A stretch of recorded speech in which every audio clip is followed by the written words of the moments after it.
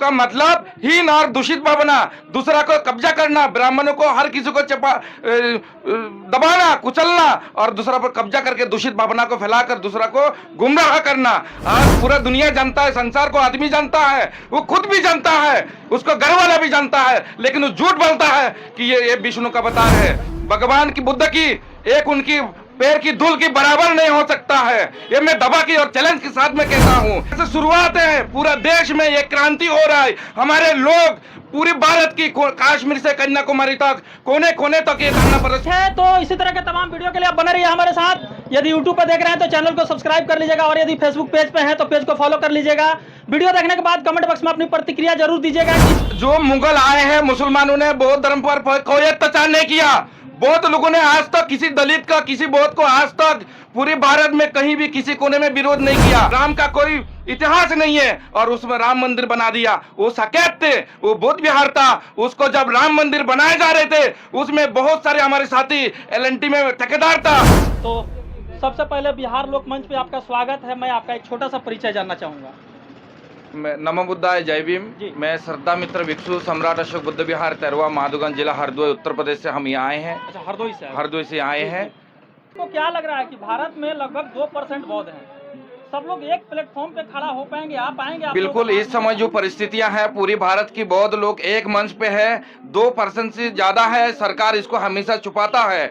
अगर मैं चैलेंज करता हूं, अगर किसी को भी नैतिकता बचे है, चाहे वो ब्राह्मण हो चाहे वो हिंदू हो, उनको हीन और दूषित भावना हमेशा रहता है। उनको जमीर उनको गवाह देता है कि किसी बौद्ध मठ पे वो कब्जा करके बैठा है, उनको जल्दी छोड़ना चाहिए कि नहीं चाहिए। उनको जमीर उसका गवाह देता है, दूसरे का धर्म स्थल पर कब्जा करके रखा है। ये हमारा अधिकार है, ये हम इसलिए मांग रहे हैं। बोल रहे बुद्ध विष्णु के अवतार थे, तो इसे बिल्कुल भी विष्णु का अवतार नहीं है। हिंदू का मतलब हीन और दूषित भावना, दूसरा को कब्जा करना, ब्राह्मणों को हर किसी को दबाना, कुचलना और दूसरा पर कब्जा करके दूषित भावना को फैलाकर दूसरा को गुमराह करना। आज पूरा दुनिया जानता है, संसार को आदमी जानता है, वो खुद भी जानता है, उसको घर वाला भी जानता है, लेकिन वो झूठ बोलता है कि ये विष्णु का अवतार है। विष्णु भगवान की बुद्ध की एक उनकी पैर की धूल की बराबर नहीं हो सकता है।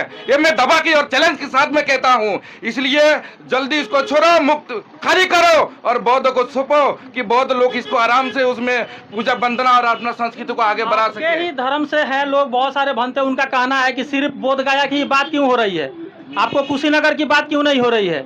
और भी यूपी में बहुत सारे ऐसे जगह है जहाँ पे लोग कब्जा किए हुए, लेकिन अब ये बुद्ध गया बौद्धों को प्राण केंद्र है। भगवान बुद्ध ने 2568 वर्ष पहले इसी बुद्धि वृक्ष के नीचे बैठकर बुद्धि ज्ञान को, बुद्धत्व को प्राप्त किया। ये बौद्धों के हृदय स्थली है, इसलिए हम लोग यहाँ बुद्ध गया से अभी शुरू किया है। अभी ये यहाँ से शुरुआत है, पूरा देश में ये क्रांति हो रहा है। हमारे लोग पूरी भारत की कश्मीर से कन्याकुमारी तक कोने कोने तक ये धरना प्रदर्शन कर रहा है। लाखों लोग। और सवाल आपसे रहेगा कि पूरे भारत ही नहीं, पूरे विश्व की अगर आप खुदाई करें, मतलब पूरे एशिया की, लगभग आपको हर जगह बुद्ध मिलते हैं। आखिर क्या हुआ कि भारत से बुद्धिज्म को एकदम खत्म कर दिया गया? जहां भी कोई मूर्ति मिलती है या कोई बौद्ध विहार मिलता है, वो क्षतिग्रस्त स्थिति में मिलता है। आखिर वो कौन लोग थे? वो मुगल शासक थे जो बाहर से आक्रांता आए, वो लोग थे, या कौन लोग थे जिन्होंने नष्ट किया? देखिए, जो मुगल आए हैं, मुसलमानों ने बौद्ध धर्म पर कोई अत्याचार नहीं किया।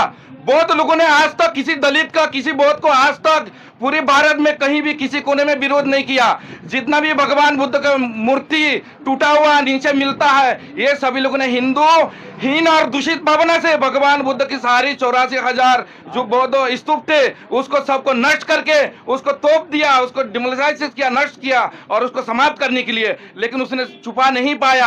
आज जहां भी भारत में खोदा जाता है, किसी कोना में खोद लीजिए आपने, वहां पर भगवान बुद्ध का मूर्ति निकलता है, सम्राट अशोक का विरासत निकलता है। और आपने राम मंदिर को ले लीजिए, जहां राम के जन्म नहीं हुआ, राम का कोई इतिहास नहीं है और उसमें राम मंदिर बना दिया। वो साकेत थे, वो बौद्ध विहार था। उसको जब राम मंदिर बनाए जा रहे थे, उसमें बहुत सारे हमारे साथी एलएनटी में ठेकेदार था, उन लोगों से संपर्क हुआ। विनीत कुमार मौर्य ने पिटीशन लगाया। उन लोगों ने कहा था कि उसमें सारे बुद्ध का मूर्ति निकला, अशोक का धरोहर निकला, वो सब मशीन में, थ्रेशर मशीन में डालकर उसको सब नष्ट कर दिया, पाउडर बना के उसको। आप लोग कर भी तो कुछ नहीं पाए ना, आप लोग तो कुछ कर भी नहीं। हम लोग कर रहे हैं, सब धीरे धीरे होगा। सच्चा कभी दाबने वाला नहीं है। हम लोग यहाँ कफन बांध के यहाँ आए हैं और यहाँ जब तक महाबोधि महाविहार मुक्ति नहीं होगा तब तक हम लोग यहाँ अनशन पे बैठे हैं। बौद्ध अवशेष निकलने के बाद भी वहाँ पे मंदिर बना दिया गया, आप लोग कहाँ कुछ कर पाए? हम लोग सब कर रहे हैं धीरे धीरे, और इन्होंने जो प्रोपेगेंडा फैलाया है ये नहीं रुकने वाला है। सच्चाई लोग जागने वाला है,